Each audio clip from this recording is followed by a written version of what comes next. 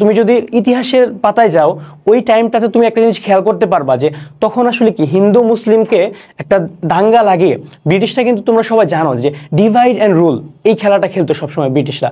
So Hindu মুসলিমের একটা দাঙ্গা লাগিয়ে সবসময় কিন্তু ব্রিটিশরা তাদের একটা ফায়দা লুটতে চাইতো।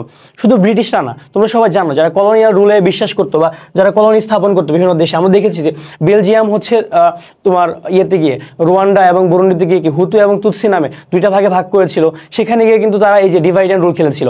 সো কাজী নজরুল ইসলামের একটা মেইন থিম, তার লেখালেখির একটা মেইন থিম কিন্তু একটা পর্যায়ে ছিল যে তিনি হিন্দু মুসলিমদের মধ্যে যে কোনোভাবে একটা কোহেশন বা একটা ইউনিটি রক্ষা করবেন। ঠিক আছে, এই জন্য তুমি দেখবা যে মানে কাজী নজরুল ইসলাম কিন্তু কোনো একটা ধর্ম থেকে অনুসঙ্গ নেয় নাই। তিনি দিয়েছেন এই অঞ্চলে, ঠিক আছে, এই অঞ্চলের মানুষের যে মেজর দুইটা বিলিফ, মুসলমান এবং হিন্দুদের, তাদের সব অনুসঙ্গ নিয়েছেন। তুমি দেখবা কাজী নজরুল ইসলাম যেমন একদিকে ইসরাফিলের অনুসঙ্গ টেনেছেন, তিনি তেমনি হিন্দুদের কিন্তু নটরাজ বা আমাদের যে ধৈর্যটি বলা হয়েছে এখানে, বা শিব যাকে বলি আমরা, তার এই অঞ্চলে কিন্তু দেখো হিন্দুদের মধ্যেও কিন্তু বিলিফের অনেকগুলো ভাগ আছে। তাদের মধ্যে কি এই অঞ্চলে ম্যাক্সিমাম মানুষ কি শিবের পূজা করে, তাই না? সো তার অনুসঙ্গ কিন্তু এখানে টানা হয়েছে। কেন? যাতে কি মানে তার কবিতার মধ্যে যাতে এই অঞ্চলের ম্যাক্সিমাম মানুষ নিজেদেরকে খুঁজে পায়। ঠিক আছে।